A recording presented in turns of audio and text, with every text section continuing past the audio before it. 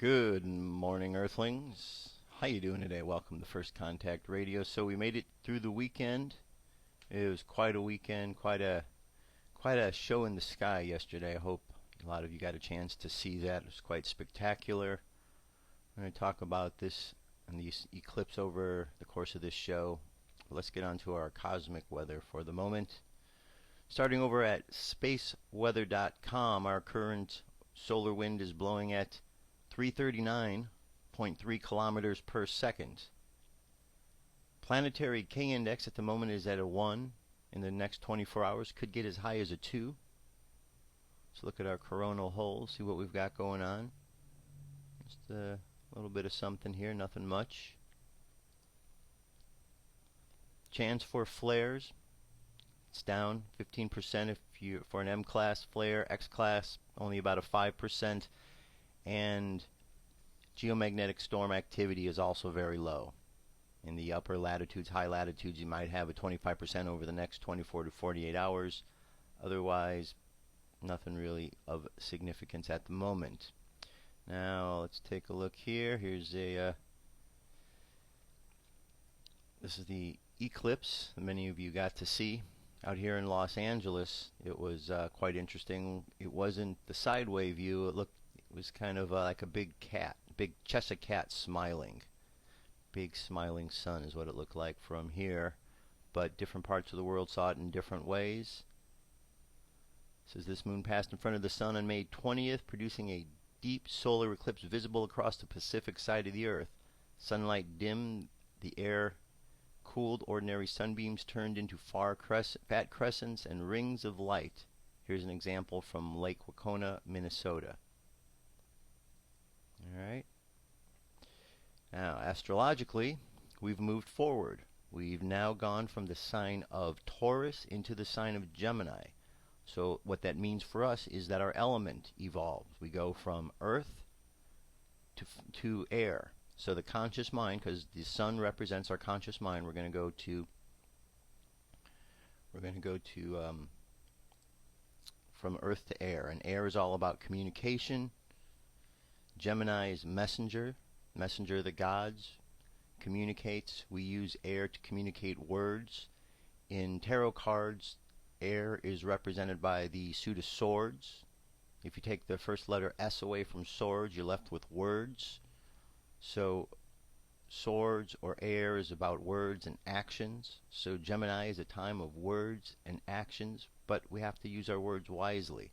And with a Gemini, you got the two twins. And as the two twins, you've got one who's acting one way, one who's acting the other way, and the whole idea is to be able to have the twins work together. So that's very important. So consciously, we're working with the element of air for the next month.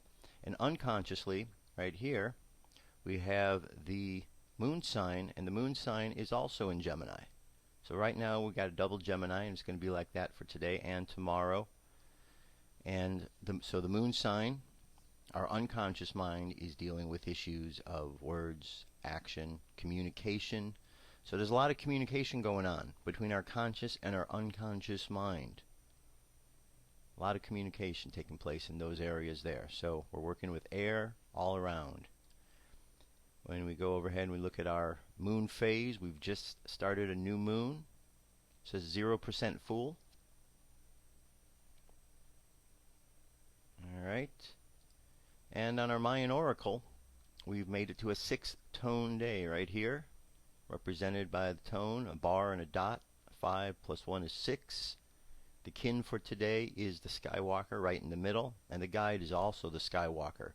So today, it's called the Red Rhythmic Skywalker, guided by the Skywalker. The phrase for today is I organize in order to explore, balancing wakefulness. I seal the output of space with the rhythmic tone of equality.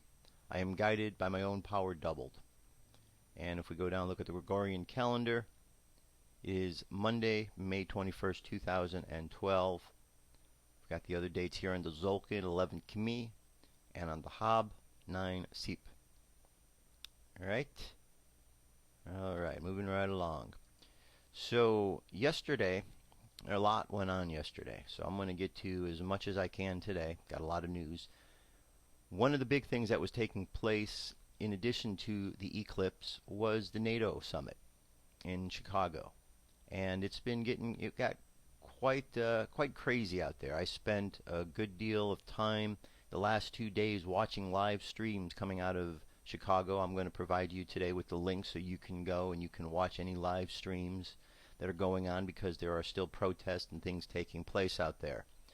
Anyway, this first clip is a clip comes to us from Mox News. It's a compilation of what was going on this weekend with some of the activities out there, and I think you're going to be quite surprised to see what is here. Analyzing again, it seems maybe 30, 45 minutes ago when we saw this here on CNN.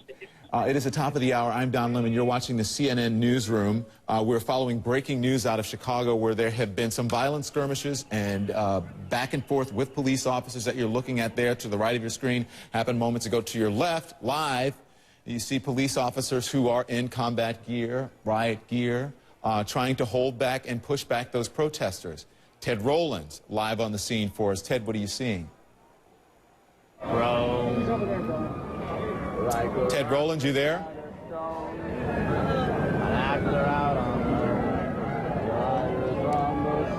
Apparently Ted cannot. As soon as we get Ted, we'll go to him. But again, this is what you're looking at. And I'm curious, I'm not sure if Paul or Ted, since they've been down in this crowd, if we've had any chance to do any sort of reporting here for the number of injuries, the number of people who have been detained, who have been arrested.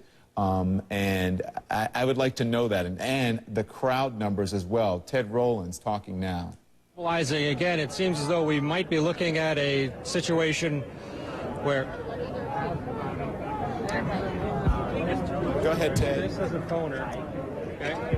Plug me into the phoner line. All right. Tell me to put it in the phoner. So Ted is on the air. He's not sure that he's on the air. And so when we get Ted, for sure, we'll go back. Okay? Thank you.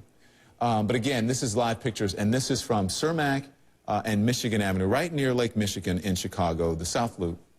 And it's McCormick Place is where they're holding the NATO summit, and this is not that far away from McCormick Place. So police were trying to push people west. They were saying, move west, which is away from McCormick Place. West would be away from the lake and further into the city. And if they were to go east, they would end up in the lake, north or south. If they were to go south, they'd end up at McCormick Place. So just to sort of give you an idea of where they are in the city.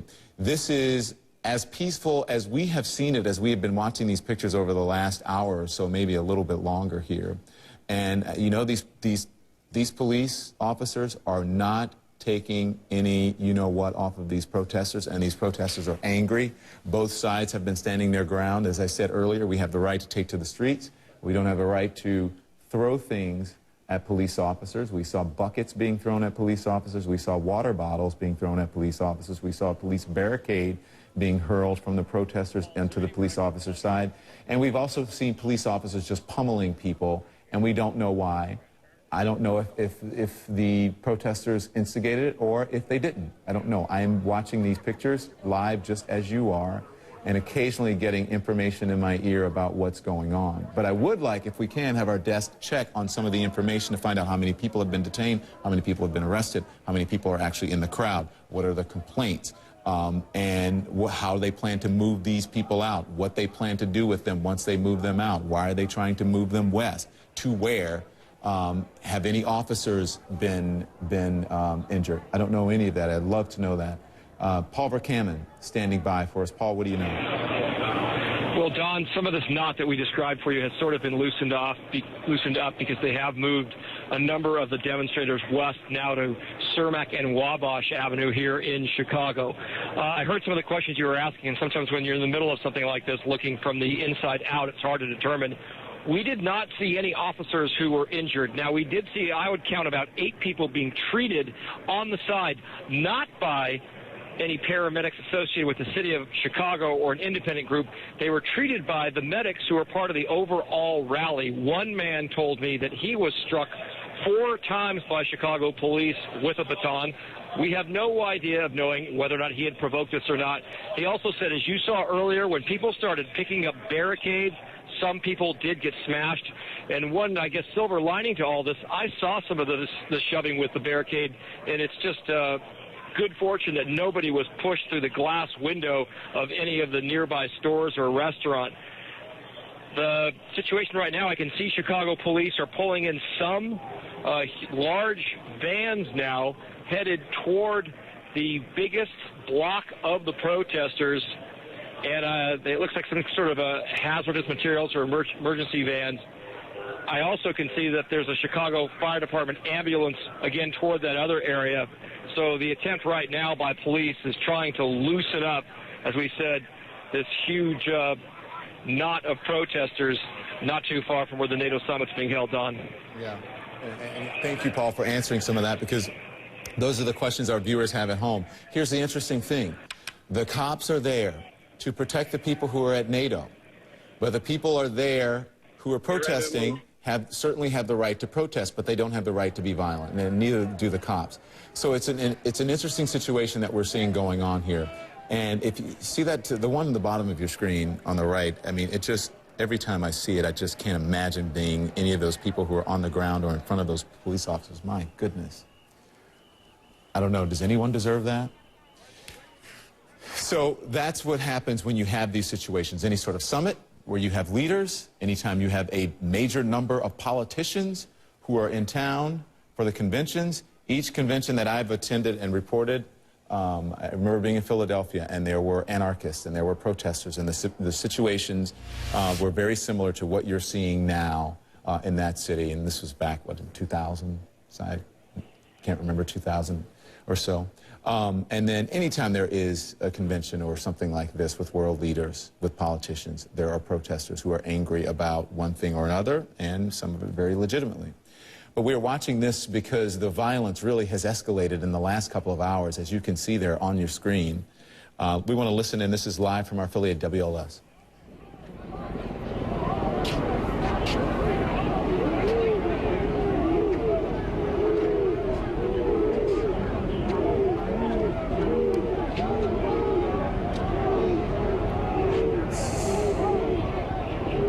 So what you saw there was a scuffle with one man, looks like just one man and a number of police officers, and then here we go again with them trying to push back. Now let me tell you this. This is our ground shot. We're going to listen.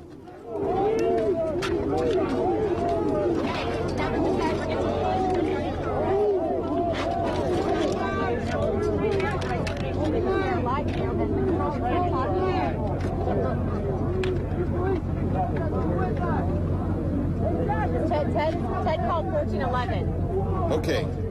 So you can hear the whole world is watching. The whole world is watching. Leads me to exactly what I was going to say before we listen in there. I know the whole world is watching, but I live in Chicago. The whole city is watching. The police department, the brass are all watching at headquarters right now. They're watching at the Office of Emergency Management. And you can better believe they're telling their officers you're being watched. You're being aired live on CNN to mind your P's and Q's. I know that they're doing that. But it does appear that there is some situations that the police officers have either gotten themselves into or that the protesters have forced them to do, either way, that have played out on the screen for people to see, and the videotape will be looked at to see who caused what and what happened. CNN's Jessica Yellen there. This is the UFO News with Joshua Poet. All right, Dirk. Thank you very much. This is the UFO News for today. I have 5 stories for us. Let me jump over here. All right. 5 stories. Starting off.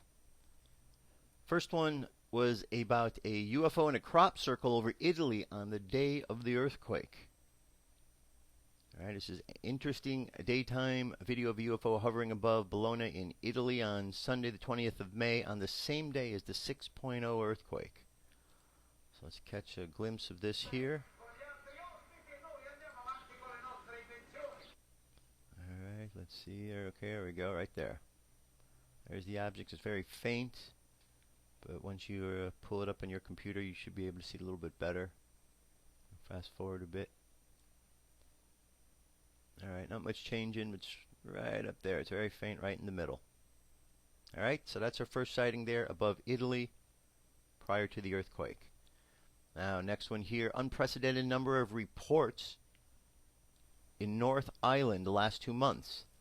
There have been an unprecedented number of UFO sightings reported in the North Island over the past 2 months, UFO watchers say. And aliens have been visiting Northland in the past 5 weeks. One man reported seeing a UFO land in the region. Susan Hansen, director from UFocus New Zealand Research Network, said.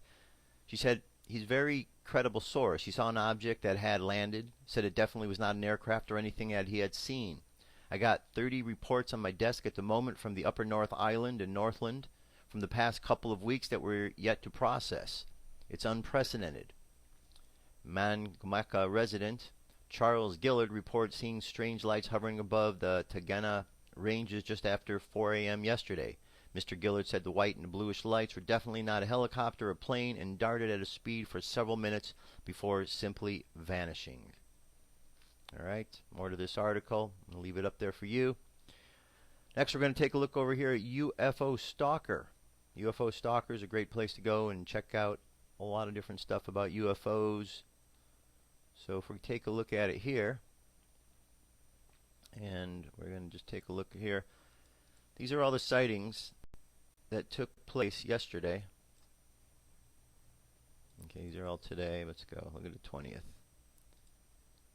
20th we have. Never saw it with my eyes. However, when I loaded the picture on my computer, I blew it up so I could see the plane, the picture, and it was there.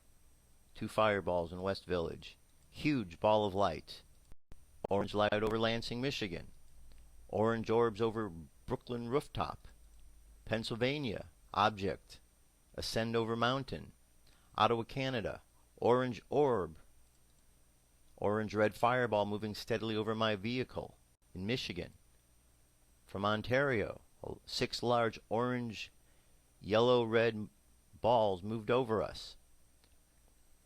Dark red rectangle object with lights witnessed in the clouds on a stormy day.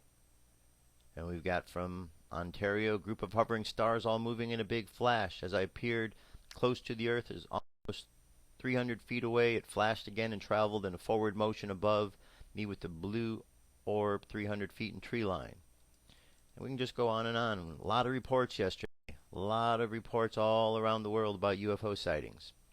And you go to this site here and you got the little markings so you can just check it out. So this is a good one if you want to just take a closer examination of everything that went on yesterday, UFO related, that's been reported. Now, this was an interesting one. When I was looking at the sun yesterday during the eclipse, my friend pointed out, he goes, "What's that thing right there?" And we weren't quite sure what it was, thought maybe it was a sunspot. However, it's been listed here as a possible UFO. UFO seen during eclipse caught on May 20th, 2012 and from Tijuana. Alright. That's the object right there. It says this video from Tijuana, Mexico happened to catch a UFO that at first is above the moon, but then later below the moon with the sun behind it. This is odd. The object moves fast, too fast for it to be seen on the top of the sun, then the lower part in a few minutes. Alright? So we're going to check this out. And this is a longer video, 7 minutes. We're going to zip through it. Alright. Now we're seeing here, we don't really see anything at the moment. But, there we go. There's our object in question. Right here. Okay, I see his hand is moving at the camera. But is the object itself moving? Does look like the distance changes between here and the object. And it kind of does look like it is moving now. Across that way. Alright. So I'm going to leave that there. If you can check it out. It's a longer video. Like I said, it's 7 minutes, 35 seconds. So you check it out. And our very last sighting here. This was over Brooklyn, New York on the 20th of May, yesterday. Okay, an orb in the sky. More of a distant shot. Eyewitness states, watch right after I moved my finger, was actually trying to film another much smaller bright light when I saw something else fly by. You can actually hear it. Amazing. It was so fast I didn't notice it. This was about 3:50 p.m. Eastern Time. Alright. Video 17 seconds long. You're going to move his thumb here. And when he does...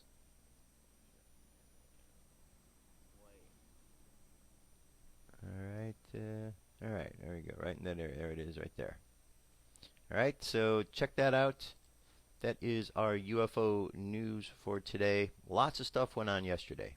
Lots of UFOs, as you could see. So, something has taken place, something at least that caught the attention of the UFO community or the Space Brothers, that they seem to be around so often. Or maybe people were just seeing things because of the day and all the thoughts of what might go on. Could be a combination of things. Needless to say, there were a lot of reports. So those are things that we need to follow up on, and we'll keep talking about that in a bit. All right, I'm going to jump away for a moment to a song. We'll wake up. I'll be right back. A lot more news. Stay tuned. What if our government was responsible for some of the greatest crimes against this nation? Would you really want to know? These are big questions, but these questions deserve answers.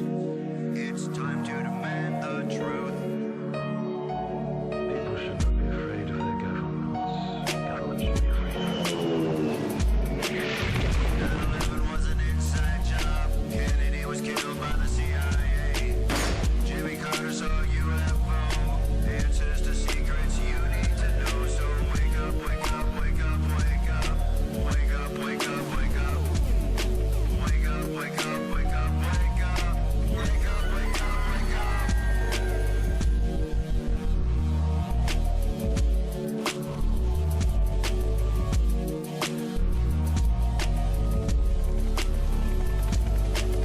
The evidence is overwhelming. Step past your fear, take a look. Illuminati lies keep growing, but they're illusion from your eyes. And wake up, wake up, wake up, wake up. Wake up, wake up, wake up. Wake up, wake up, wake up, wake up. Wake up, wake up, wake up.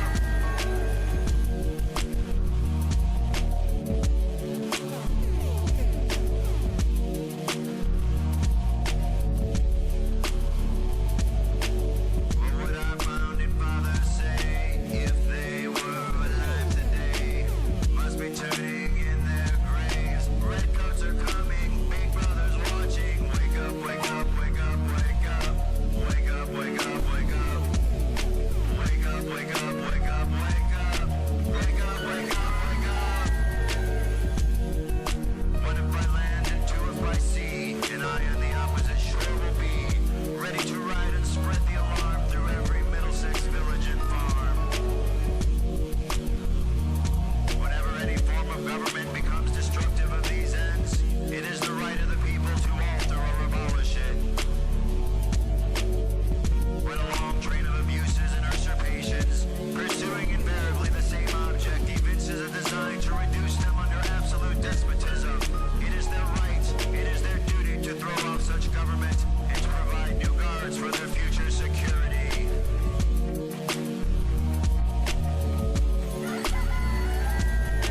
Wake up, wake up, wake up, wake up. Wake up, wake up, wake up. Wake up, wake up, wake up, wake up. Wake up, wake up, wake up. Wake up, wake up, wake up, wake up. Wake up, wake up, wake up. Wake up, wake up, wake up, wake up.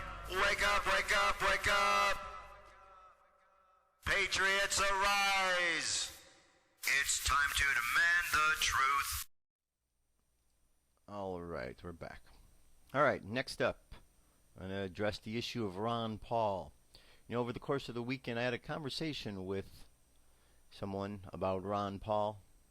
They were a dedicated Fox News watcher, proudly so, and proudly stated how Fox News is the only news they watch, their only source of news, because Fox tells the truth. That's what they said. And then they proceeded to convince me or tell me that Ron Paul had dropped out of the race, and when I told them that they hadn't, their only response was that I was in denial, that he had dropped out, and all the media is reporting it, and in that case, all the media to them was Fox News, that that I was missing it and I was misinformed.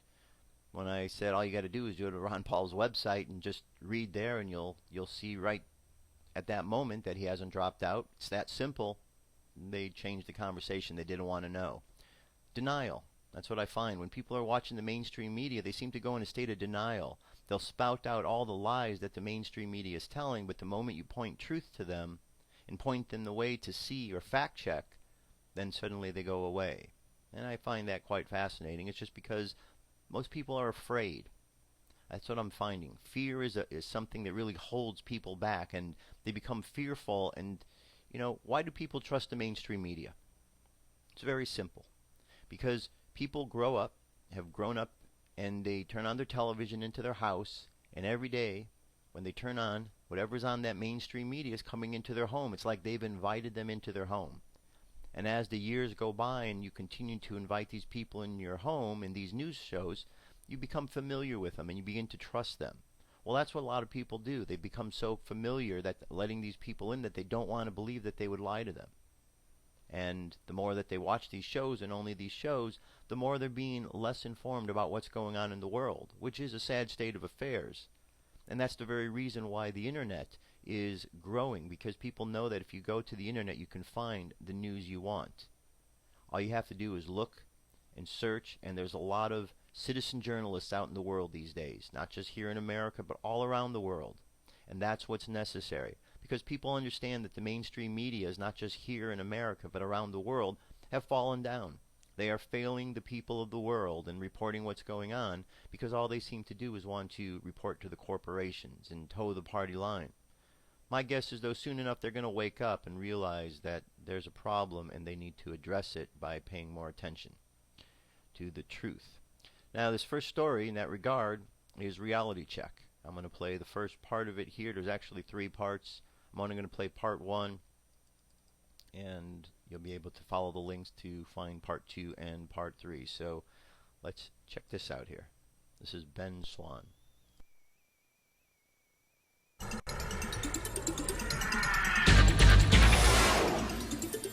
Well, good evening and welcome to this special edition half hour of Reality Check. Tonight we're taking a look at what is really happening in the Republican Party in 2012. To the casual observer, it might look like a typical campaign season. A slew of Republican candidates at the beginning of the year started off the Republican race. If you remember that field of candidates, well, it looked like this. Businessman Herman Cain, Minnesota Congresswoman Michelle Bachmann, Texas Governor Rick Perry, former Utah Governor John Huntsman, former Massachusetts Governor Mitt Romney. There was former Speaker of the House Newt Gingrich, Texas Congressman Ron Paul, former Pennsylvania Senator Rick Santorum. And as you also know, the field has narrowed. Only weeks ago, we were down to just 4. Romney, Santorum, Gingrich, and Paul. But it was in early April when Rick Santorum, who many of the pundits claimed was the real challenger to Romney, decided to suspend his campaign. Only a couple of weeks later, Gingrich did the same. Both candidates quickly endorsed Mitt Romney, which meant we were down to just these 2. But according to the national media, that really wasn't the case. We were actually down to 1, former Governor Romney. The media saying that he was the presumptive nominee. But what the national media has not told the public is that the Republican race is not won through a series of state contests. It's won by accumulating delegates at state conventions. Those delegates go on to vote for the nominee at the Republican National Convention in Tampa.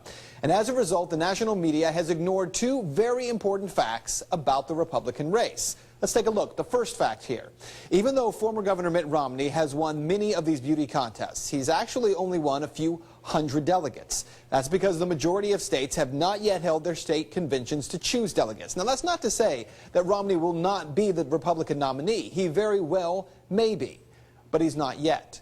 The other fact that they have ignored is that in the states that have held their contests, Texas Congressman Ron Paul is winning large numbers of delegates, and that is leading to massive fights at state conventions across the country. It's also leading many people to take over the GOP leadership in a number of these states, and those people happen to be Paul's supporters. That has also led to Governor Mitt Romney creating a shadow party in some of these states. We're going to get to all of that in just a moment, break it down for you. But before we do, and you may be watching and saying to yourself, what are you talking about? Earlier this week, Ron Paul ended his campaign, didn't he? After all, that was the headline on newspapers and TV stations across the country. It was all over Twitter. Ron Paul drops out. But is it true? Tonight, we begin there.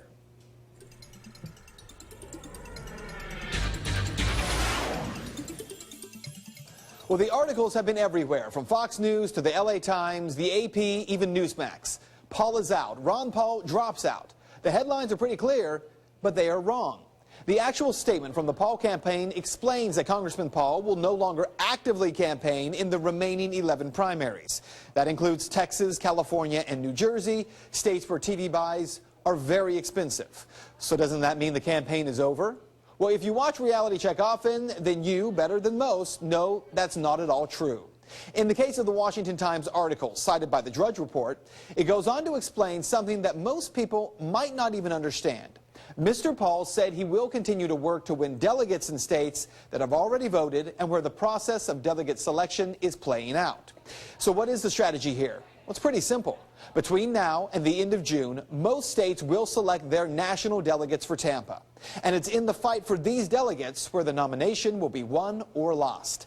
Case in point, this past weekend, two big contests were held in Arizona and in Oklahoma.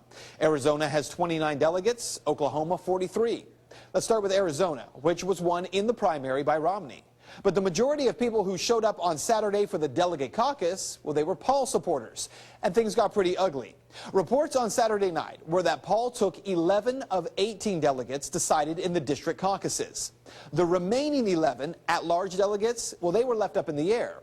You see, the Romney forces, they stalled for hours, but Romney supporters got so tired of waiting, they finally began to leave the convention. In a last-ditch effort, the Romney forces tried to declare there was now no quorum, and other motions were offered. When a vote for the at-large delegates was finally taken, instead of being read aloud, it was sealed, put under lock and key with a promise that GOP leadership tomorrow would count those and sort things out. It took them 3 days to count those, and the list finally emerged. Now we know Paul has only 3 delegates and Romney 26. People in Arizona not very happy. Then you have the convention in Oklahoma. Santorum and Romney forces united to shut out the Ron Paul people at the Oklahoma State GOP convention. By some estimates, Ron Paul supporters were a majority on the floor of the convention and thus should have walked away with another win. More than half of the people attending the convention were Paul supporters. The GOP leadership in this case, they delayed the caucus, they cited their own clerical errors, and then on the premise that the time for the convention hall rental was coming to an end, they refused to hold a final vote on credentials or to acknowledge the calls for a roll call vote on the delegates or the alternates, and that's required under the rules. Finally, they moved to dismiss.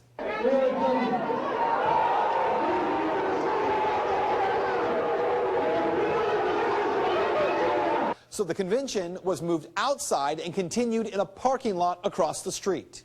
Basically, we decided to hold what's called a rump convention, and we took our contingent outside, and we redid all the business of the convention, and we've got results to show for that, including nominations of delegates and alternates to the National Convention. Keep in mind, during the earlier meeting, the GOP in Oklahoma did not conclude business, nor did they elect the delegates properly. The folks from Oklahoma who continued the convention afterward, well, they tell me everything was done according to the rules, and their slate of delegates is legit. So here's what you need to know.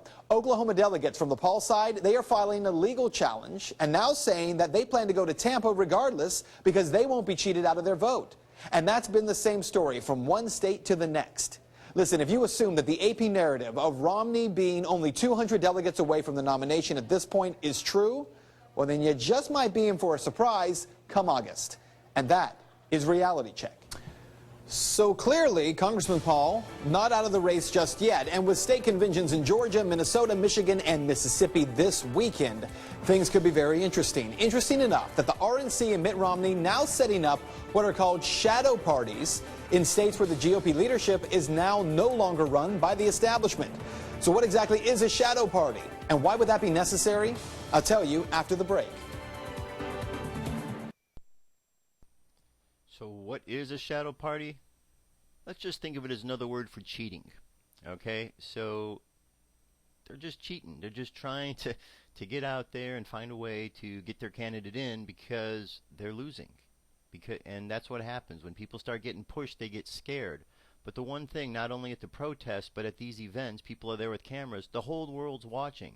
So when the guy from Oklahoma gets up there and they do something that is unethical, the whole world is watching. This person isn't just an anonymous person anymore. And pretty soon, as more and more people realize this, they're going to start being more correct. A little, they'll realize that they can't just get away with this nonsense. Now, in regards to this last weekend, check this out. Ron Paul wins Minnesota State Convention. Ron Paul backers have secured 12 of 13 delegates at the Minnesota State GOP Convention, according to a source who was there and is familiar with the delegate leanings.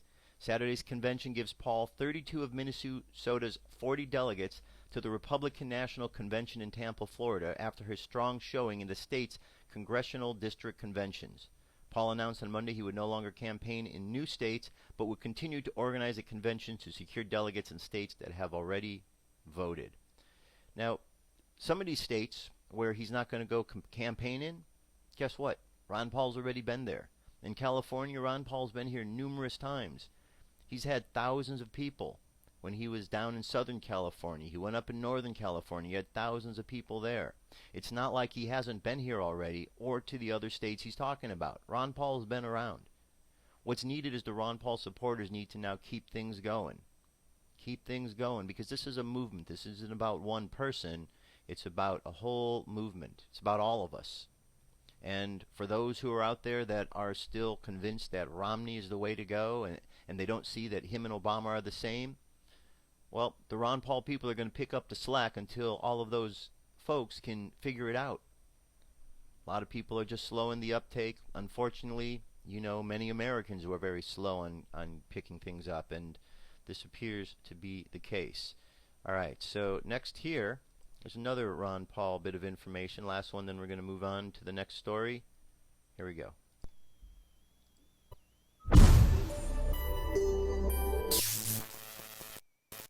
Hey, welcome back, everyone. I am Matt Larson 10, and wow, do I have a lot to catch up on. If you weren't aware, I was in Amsterdam the past 4 days, so I've been out of the loop on all the updates that have happened in the world of Ron Paul news, but at least I can say I'm pleased with the results that have come out of many states. First of all, big, gigantic thumbs up to my home state of Minnesota. Ron Paul takes 32 out of the 40 delegates to the RNC convention. Way to represent Minnesota. Way to go. Now, what could have been a complete disaster turned out a lot better than expected. Michigan turned out to be 8 delegates for Ron Paul, plus 1 non-voting delegate. Also, the Ron Paul camp has picked up 11 alternates. Vermont is a state that held their state convention last weekend, and Ron Paul won 2 out of the 14 national delegates. But there are 2 other delegates that are considered to be our potential allies, so that can only help. We also won 10 of the 14 alternate delegate slots to the National Convention. And finally, Virginia. District conventions have been taking place in recent weeks, and Ron Paul has won 17 of the 33 national delegates so far. Virginia has 49 total delegates, and the remainder of the national delegates will be selected on the June 16th state convention. These numbers sure don't sound like Ron Paul has dropped out or the grassroots have given up on Ron Paul. Now is the time, as we always have been doing, to continue our support for Ron Paul and do whatever we can to make sure we get this great man elected. Also, just a quick side note, I am traveling back to Minnesota tomorrow, so this would be my last video I post until Wednesday when I actually have time to sleep off my jet lag and get to see my friends and family that I haven't seen for the past 9 months. Hope everyone understands and wishes me a safe flight home tomorrow. But back to the main point, Ron Paul is winning, and there isn't a damn thing the mainstream media can do about it. We are a grassroots movement and always will be, all the way to the White House. So be sure to thumbs up this video and share it with friends and family. Also, if you're new to my videos, click that subscribe button to stay up to date on all the current Ron Paul news. I am Matt Larson 10. Go Ron Paul. Peace. All right, very good. Very good report from Matt Larson 10. So, yep, Ron Paul's doing good, and he's going to continue to do good. All right, continuing right along, next story here. Bilderberg agenda attracts national exposure. The Bilderberg group. These are the globalists that get together and they decide behind closed doors what's going to happen for the world, even though that is really not the way it's supposed to be. This is what they do. This is Paul Joseph Watson at InfoWars. The secret of Bilderberg Group's agenda for the 2012 meeting has attracted national attention with an article by veteran political journalist Ken Vogel, exploring charges that the organization is set to play a decisive role in the upcoming U.S. presidential election. The article, entitled Marco Rubio as Vice President, the Bilderberg Conspiracy, focuses around our piece from the back in April, which flagged the fact that the Washington Post itself, a creature of Bilderberg, had not so subtly implied that the Bilderberg may have a hand in picking Mitt Romney's running mate, just as they picked the VP candidate in 2004 and 2008. Like any good conspiracy theory, there's just enough there to stoke questions, writes Vogel. John Edwards' speech at the Bilderberg Group 2004 meeting and stressed that Italy reportedly helped clinch his selection as that year's Democratic vice presidential candidate. And Jim Johnson, the man who chaired that vice presidential selection process and initially was tasked with spearheading Barack Obama's 2008 search for a running mate, is a leading Bilderberg member, while prominent Romney advisors, including Robert Kagan and Vim Weber, have attended the past meetings, as have Bill Clinton, Donald Rumsfeld, top finance, media, and tech executives. All right, there's more to the article. I'm going to leave that there for you to read. All right, let's take a look at what's going on over in Fukushima. Things are getting bad over there. You're not hearing a lot about this on the mainstream. I guess they figure everything's okay, but it's not. I want you to know what's going on. This is it. Here we go.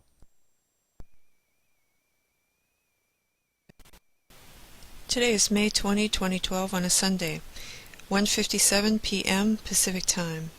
TEPCO data reveals nuclear meltdown in Reactor 4 spent fuel pool. Posted by Alexander Higgins, May 16, 2012 at 12:50 p.m. Well, look at this, folks. TEPCO handout 5/16/2012, iodine 131 at Reactor 4 spent fuel pool indicates nuclear meltdown. The latest TEPCO handout reveals the release of radioactive iodine 131 and hence a nuclear meltdown at the Fukushima nuclear reactor 4 spent fuel pool. TEPCO just slipped this little tidbit of data into their latest handout. Here it is. Iodine radiation at Fukushima reactor 4 spent fuel pool.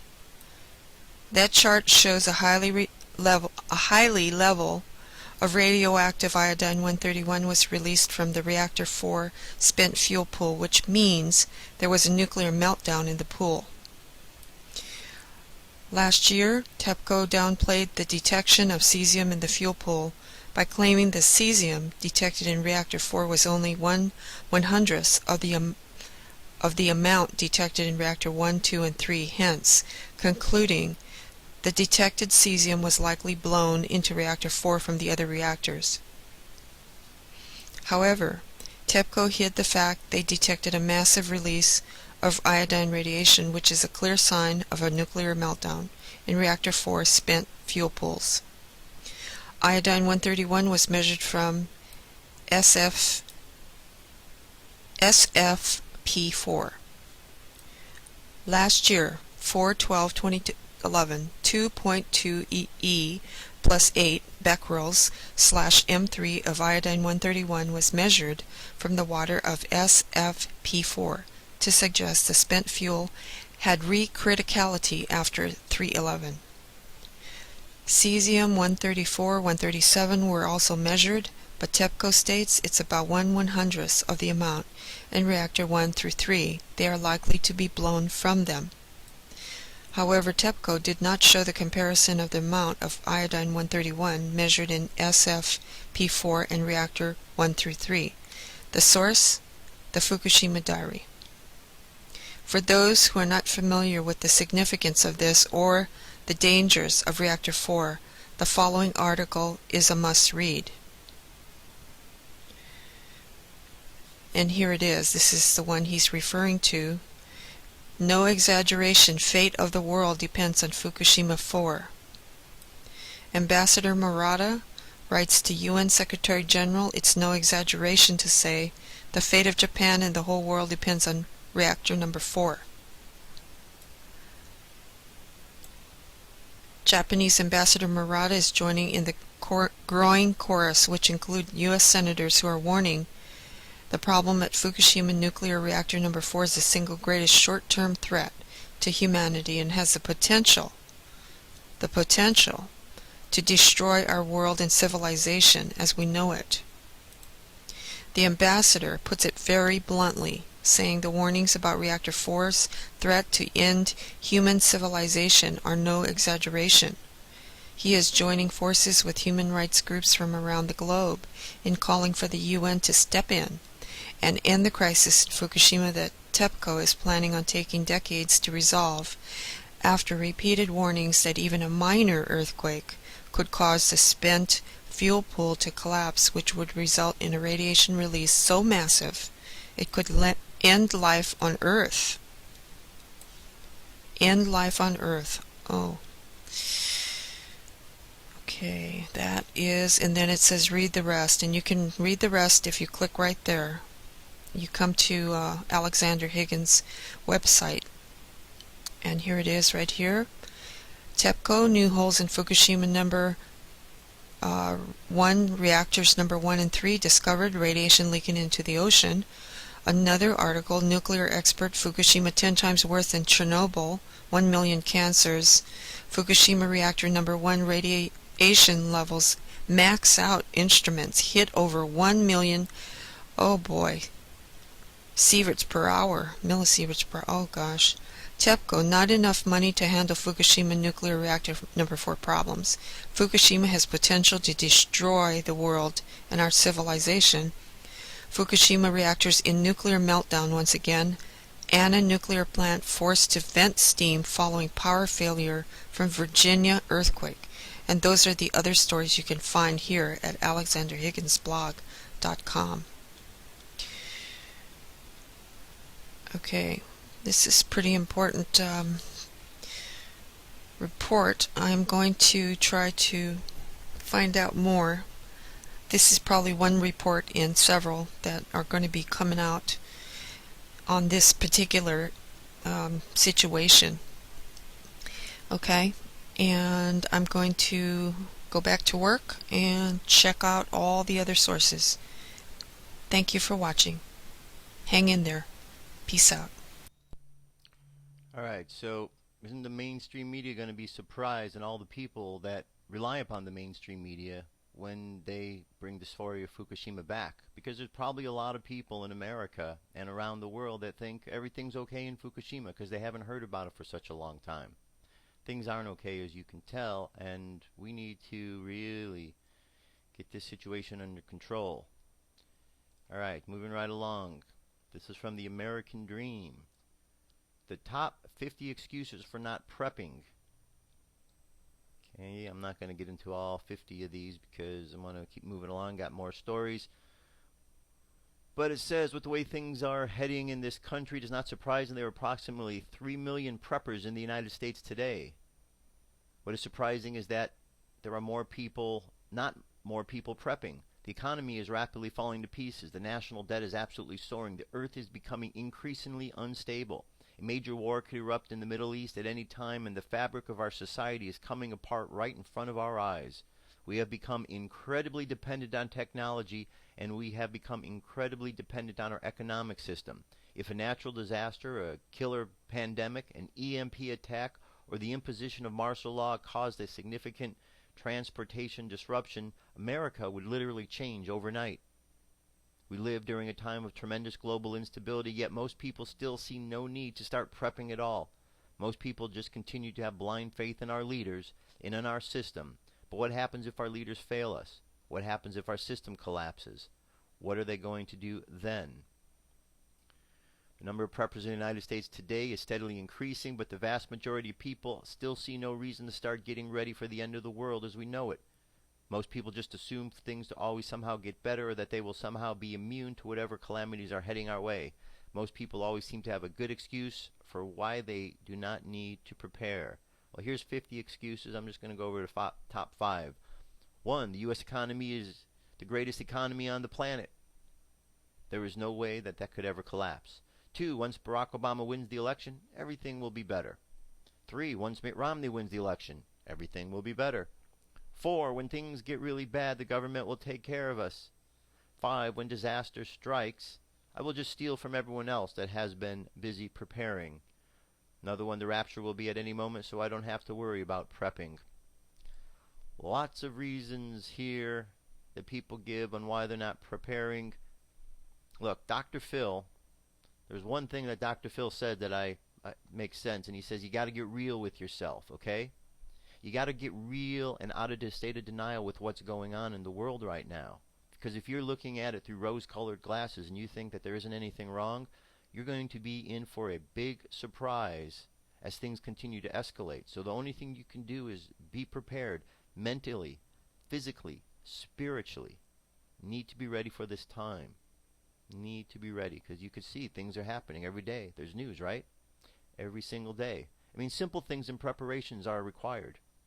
Like, let's think of a simple one. Toilet paper. What are you going to do if there's a run on the stores or the stores are closed and there's no toilet paper? What are you going to use? You know, I'd rather use toilet paper. How about you? So, little things like that. Water. If the water supply is bad and you don't have any water and the store's all out because there's been a run on that, what are you going to do? Just the little things that need to be taken into account. Feminine hygiene products. That's an important one. Things for the babies, the kids. There's lots of little things that are going to be required in times of emergency. Do you have a simple thing like a flashlight ready? Let's say the power goes out. Are you going to be able to know where your flashlight is? Just little things will make a big difference. A first aid kit, so if something happens, you have the ability to help others, to help yourself. A lot of times it's just helping ourselves in these situations. So it's very important. Read through that list. Do some preparations. All right. I apparently have something going here. Hold on a second here. All right. This next one here. Hundreds of protesters head to... Now we're going to jump over to what's going on in Chicago. Hundreds of protesters head to Chicago mayor's house to oppose health clinic closures. Okay, this happened early at the beginning during the week or midweek. Hundreds of protesters slowly marched towards Mayor Rahm Emanuel's Ravenwood neighborhood in Chicago. News trickled in over Twitter that 3 young NATO protesters recently arrested had their bail set at $1.5 million and being charged with terrorism-related offenses. The marching protesters were angry and disappointed. Some feared the media's attention would focus slowly on the act of 3 men instead of the act of hundreds who were marching to oppose the closing of 6 mental health facilities across the city. Hosting NATO will likely cost the city an estimated $55 million, and health advocates claim that only a fraction of that bill, around $2 to $3 million, is needed to keep the facilities open. Basically, priorities are skewed, or as Occupy put it, shit is fucked up and bullshit. Not only are there mental health facilities being shuttered, but students are being crushed under a mountain of student debt, while people are losing their homes, and the U.S. government continues to pour billions of dollars into foreign assaults and occupations. All right? That's one thing that took place. Moving right along. We had the Chicago police website was hacked, and there seems to be some references that Anonymous has taken responsibility for this. From Hal Dardick of the Tribune, officials say the city's website was hacked today. Though users were able to access most of the online service, federal authorities and Chicago police are investigating the attack, according to a source familiar with the incident. Authorities are also exploring whether the attacks are linked to a threat to hack NATO's website in Europe. Hackers claim credit for bringing down the cityofchicago.org website. According to Twitter feeds this morning, the cityofchicago.org appeared to be back normal by 2 p.m. A group using the name Anti-Security Cops sent out a message to Twitter at 6:17 a.m. directing people to fireonchicagopolice.org and chicagosargents.org. All right. Continuing along. One of the things that was going on out there yesterday was the veterans were marching. The veterans. And they marched, and they did something quite incredible. I'm just going to play this so you can hear what happened. Tonight's marches started to get ugly right after a ceremony involving war veterans. Several veterans took their war medals and threw them back. CBS 2's Dana Kozlov has the story. When instead of liberating the people, I was liberating their oil fields. One by one, they tossed them. Medals of honor, medals of service, it didn't matter. These war veterans didn't want them anymore. And I have one word for this global war on terrorism declaration, and that is shame. This group of veterans wants the war in Afghanistan to end. These medals don't mean anything to me, and they can have them back. Woo! That's why they chose this day, this spot at Michigan and Cermak, a mile from the NATO summit, to make their symbolic gesture. As that was happening, though, tensions began to build. Some protesters, many wearing bandanas, tried to goad police officers into action. Others refused to say anything at all. Enlighten me. What's the point of being here? Being covered? Yeah.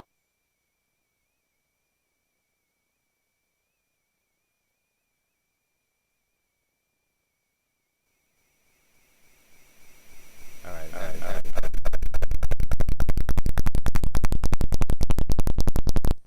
Alright, that should be a lot better. Sorry about that. So, I'm going to move right along here. I got a link. I'm going to just keep moving along. I'm not going to be able to play all of these for you here. This next one here is a story. We want NATO ended. Thousands march in Chicago. You can check this out as well. It's a 6-minute video, 7-minute video. It's from RT. And then here we go. This is a good one. NATO protests in Chicago. Some officers refuse to arrest non-violent protesters. This is a pretty good picture. You got the police officer taking a picture of the guy over here. Chicago, 1,000 protesters marched through downtown Chicago on Sunday in one of the city's largest demonstrations in years, airing grievances about war, climate change, and a wide range of other complaints as the world leaders assembled for a NATO summit. Within minutes of the march, a live stream of the event began popping up all over the internet, with anyone with a basic internet connection could witness numerous arrests of nonviolent protesters. Independent journalists in what appeared to be the first large-scale implementation of the Federal Restricted Buildings and Grounds Improvements Act of 2011. Even before today's protest began, federal agents are reported to have made arrests that thwarted supposed terrorist plots targeted at Summit and President Obama. However, in what is becoming a common trend these days, the plots involved undercover federal agents that supplied the explosive devices, having some to question whether or not these plans have ever been carried out in the first place, or would ever been carried out in the first place. Perhaps one of the most shocking and amazing details from today's protest were the actions or the inactions of some of Chicago's finest. In a surprising turn of events, reports have emerged that numerous Chicago police officers openly refused to arrest nonviolent protesters, some officers even refusing to show up for work. I had the honor of speaking with one of the brave men, and although he wishes to remain anonymous, he wasn't shy about how he and many of his officers feel in regards to the ever-increasing police state. It's just not right, you know. I mean, a lot of people think that every guy with a badge and a gun is the thing for locking up people, but that really ain't the case at this time. I became an officer to help people, you know. I didn't sign up to throw kids in jail for taking pictures on their phones, and I certainly didn't sign up to arrest war veterans exercising their right to protest. I mean, this is still America, right? Before our conversation was cut short, I asked the officer if he agreed with some of the grievances held by the protesters, which he replied, "I don't think this is the point, really. I mean, people are always going to disagree, but it's whether or not they can go out there, be vocal about however they feel." So yes, he's right. There are good police officers out there. We can't demonize them all for the actions of some. We have to be smart about that. So in that regard, I created this website here. I threw it up last night, and I'm going to ask your help to develop this site. Okay? What this is, I'm going to read to you what is up here and what I wrote. It's called educatethepolice.com. Why this site was created. After watching the live streams of the NATO summit protests in Chicago and reflecting on the Occupy events of the past year, I have come to a single conclusion. The police force of the United States is absolutely uneducated about the affairs of the world. Due to this lack of education, they unknowingly end up supporting and protecting the very criminals who are destroying America. And if they, the police, do not wake up, they are going to end up being cannon fodder for the very globalists they are blindly protecting. I truly believe that there are many good men and women on the force who would not knowingly protect these criminals and their criminal behavior if they were educated on the crimes they were committing. Therefore, this site is meant to educate them. Please help me to add necessary educational material to this site. Use the comments section to provide information that needs to be posted, or email information to educatethepolice@yahoo.com. No foul language, please. This is about educating the police. If we provide them with the information they need to learn about the real criminals, maybe they will wake up. Thanks.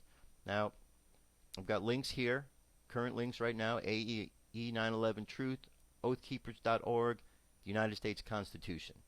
What you can do here is you can click on this link, leave a reply. You can make a comment about what you think needs to go on this site. What do the police need to know? Okay?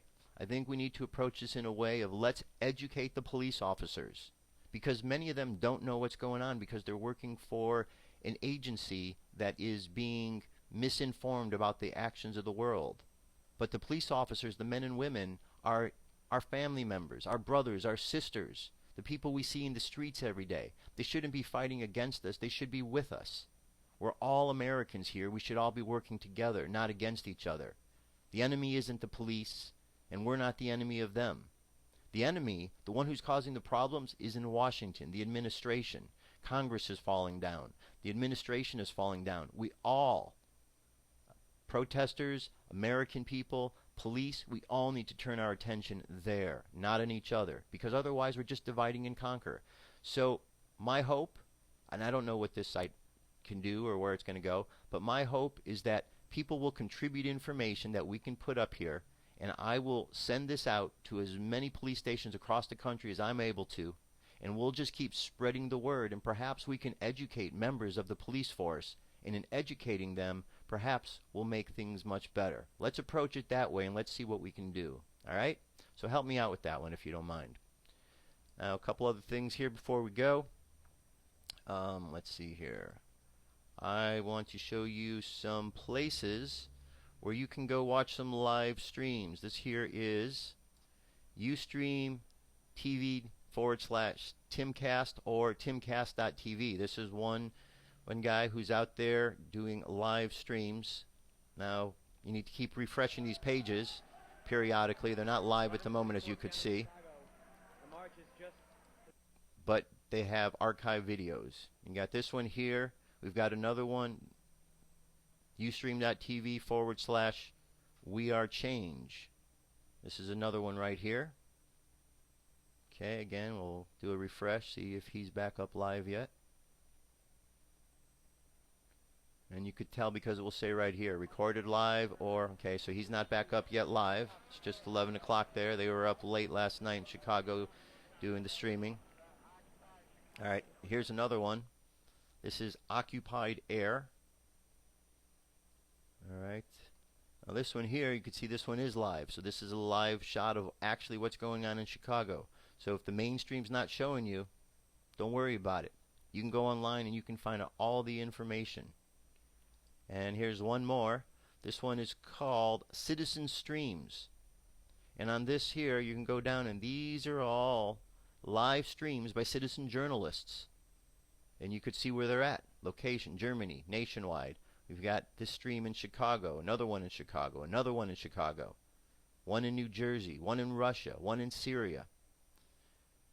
Citizen journalists, that's very important. People are stepping up around the world and taking the job that the mainstream is failing on, and they're doing a much better job of it.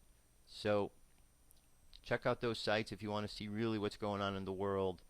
If we start watching all of these and tune into that, pretty soon the mainstream media will just hit them in their bottom line. They won't be making money because they won't have any viewers. People will wise up to all of their lies and stuff like that. All right, couple more things here. First is, I want to bring your attention here to this link. It's called slooh.com space camera. And this is one of the ways I was watching the eclipse around the world. When it got local, I went outside and saw it. But this site here is good old space camera that will allow you to be able to tune in to activities that are taking place in space. An upcoming event is the transit of Venus, but they have other things there. So go check out this site. It's got some really good stuff there you might really find useful for you. Alright, jumping back here, a couple more things. On Friday's show, I talked about the mural at Denver Airport, and I talked about the Quetzal bird that was in the picture. And I didn't know what the little cage he was in. I'd forgotten about that, and I was reminded Metatron's cube. So in that regard, I would like to bring you this article here. This is Metatron, and this is all about Metatron's cube, what it is, what it's about. Metatron is angel of Judaism, some branches of Christianity and Islamic tradition, witchcraft. However, there are no references to him in Jewish, Old Testament, and Christian scriptures or any Islamic source. There is no consensus on his genesis or the role that he plays in the hierarchy of heaven and hell. A mysterious figure, Metatron is identified with the term lesser YHVH, which is the lesser tetragrammaton in Talmudic version, which is read by Karate scholar Krishnini. Okay, the word Metatron is numerically equivalent to Shaddai according to Hebrew gematria. Therefore, he's said to have a name like his master. Now we're going to go down here a little bit. This is the cube here, okay? Because if you remember in the image of the Quetzal bird, it's in a clear cube-like enclosure. All right? The Flower of Life has 13 circles. If each circle is associated with a node and each is connected with the other node with a single line, a total of 78 lines were created. Within this cube, many other shapes can be found, including 2 dimensionally flattened versions of 5 platonic solids. In early Kabbalistic scripture, Metatron supposedly formed the cube from his soul. All right, there's more for you to read. Let's see. The cube can be seen in Christian art, where it appears on his chest. Floating behind him, Metatron's cube is also considered a holy glyph, and it was often drawn around an object or person to ward off demons or satanic power. Alright, so Metatron's cube, read the rest of that, do some research about this. Metatron is an angel, stands before the throne of God. The word Metatron, if you think of the word metaphysics, it adds the spiritual element. So physics becomes metaphysics. Mathematics becomes metamathematics. All of this comes from Metatron, the angel who is before the throne of God. Alright, and one last thing here. The other day, with this eclipse, a lot of energy was released. This wasn't just a one-day event, May 20th, and then it's over. And I know that there are those who are out there thinking that's how it works, but again, those are people who are not really looking at the bigger picture. If you remember the crop circles, and that Jaime Maussan talked about, he said there was a window of time between May 20th and June 6th. June 6th is the transit of Venus across the sun. So between that time, there's this window where there's a great amount of energy happening. I don't know if you can feel it, but I can feel that there's been an energy release in the world, and I know a lot of people can. Watching what's going on out there in Chicago, you can see that there's a spirit of revolution that's even picked up more. What's going on with the Ron Paul campaign, the revolution spirit is there and around the world.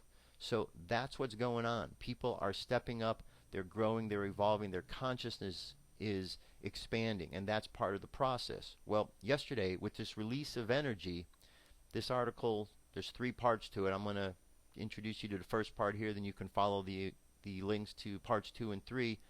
This is called The Sweet Influences of the Pleiades. I will open my mouth. I will utter things which have been kept secret from the foundation of the world. Matthew 13:35. In our last publication, Astro Prophetic Events, we stated that we would be mentioning other important dates in the month of May for cosmic events, and that we would be sharing how to take advantage of these specific mysterious energies that would be released. We also mentioned that May would be a month to be remembered. This message is kind of a part 2, and is prepare you for what is to come in less than 8 days, and will extend through 24 days. The energy being released will build and express itself into further through July 6, 2012 in the Venus transit, and November 13, 2012 with a total solar eclipse. We were instructed to release this message 8 days before a specific event that will lead to many other events. It is an event that I have looked forward to many years. And then here I'll just give a brief on this part here. May 20th, extraordinary cosmic events. Exactly 60 days after the spring equinox on May 20th, 2012, there will be a rare annular solar eclipse. As the moon passes between the earth and the sun will look like a ring of fire. Well, this will be seen from Asia and the western parts of the United States. At the same time this is happening, the Pleiades constellation, which is known also as 7 stars, 7 doves, 7 sisters, in Taurus, will come into alignment with the sun behind. That's 7 stars aligning with our sun, moon, and earth. What's more is the central sun of the Pleiades, named Alcyone, will perfectly align with our sun. Alcyone is at least 6 times the mass of our sun. The extra 2 stars, Atlas and Pleione, are the parents of the 7 sisters and are not considered part of the Pleiadian system. Try to visualize a powerful planet-sized beam of galactic energy particles targeting our planet. But also within this planet-sized beam is a highly concentrated ray of solar space particles fixed on a specific target on our planet Earth. When it hits that object, you'll be somehow interact with ancient energy stored there and cause an invisible explosion that will further affect everyone on the planet. Sounds like something out of science fiction, but in fact, that's just how precise the heavens and the builders of the specific object are. Alright, so there's a lot more to this article. Really good article here. And you go to the bottom and see where it comes from. And it comes from Order of Melchizedek. Order of Melchizedek. Alright, so good information here. Read through that. There's a lot of powerful energy that's out in the world now. We need to take advantage of it, and the way we do so is through working with our energy fields. We're going to do that momentarily in a meditation. Very last thing before we go, I want to show you a picture. I meant to show you this last week, but you know, people in the world are dealing with all sorts of issues. And in Russia, they had some issues going on, big protests and rallies going on, and there's clashes between the police and the Russians, military and the police out there. And in the midst of all of this skirmish, a little kid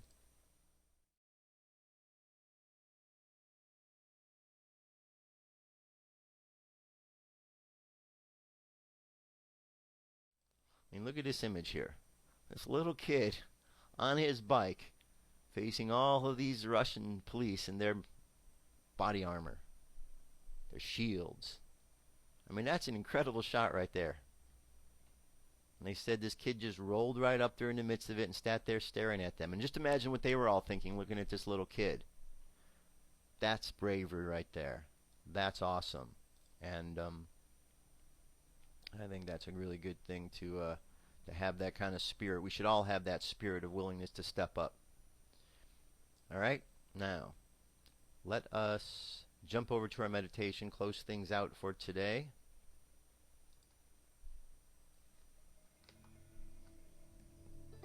Alright. Close your eyes and relax.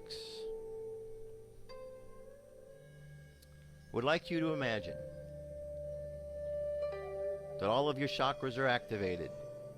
You have 7 chakras down the middle of your body. Just like the 7 stars of the Pleiades star system. Just like the 7 seals in the book of Revelation. As we learn to open these energetic seals and allow the energy to flow through, we allow this very powerful energy to flow through us. So let's imagine all of our chakras are activated right now, starting with the first one at the bottom of the spine. The color of the chakra is red. Imagine that it is pulling energy from the earth, drawing energy from the earth.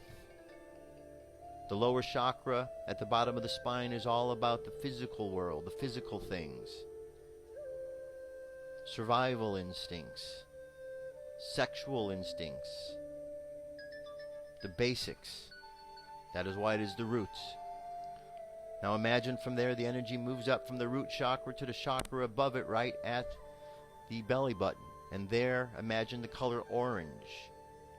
And this is the area that deals with our emotional body. And then raise the energy up higher, just below the rib cage, and imagine the color yellow. This is the chakra that deals with our intellectual body. And then let the energy keep rising up, middle of your spine, to the chest area, and right at the heart area, imagine the color green. The color green. This is their center of love right here, my friends. And from there, let the energy raise up higher to the throat. Imagine the color blue. This is the throat chakra. This is where we communicate to the world. The chakra of communication. From there, raise the energy up to the chakra of the third eye. And imagine the color of violet. Right between the two eyes, right between the eyebrows there. Imagine the color of violet. This chakra, the third eye, is how we see through dimensions of space and time. And from there, raise the energy up to the crown chakra. Top of the head, imagine the color indigo. And then allow the light to continue on up into the cosmos, connecting. Let's imagine all of this energy that's connecting is connecting directly with the energy coming to us from the Pleiades star system. Let's imagine the energy of the 7 stars activating the energy of our 7 chakras.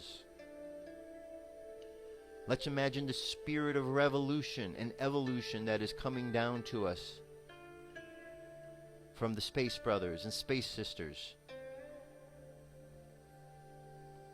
Let's imagine the energy of love that is being projected down to us to the universe.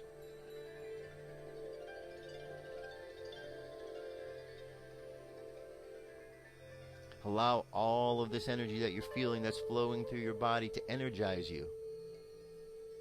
Then imagine this energy filling your body. And see all this multicolored energy just bouncing around inside your body. Energy that you are familiar with. An energy that seems to be new as it's coming from an outside source. Coming from the Pleiades. Coming from the universe. Coming from the release of the eclipse. And as this energy flows through your body, imagine it overflowing, forming a line of light all around your body. This is your spiritual armor. Imagine turning your spiritual armor on and off. The more you practice, the better you'll get at it.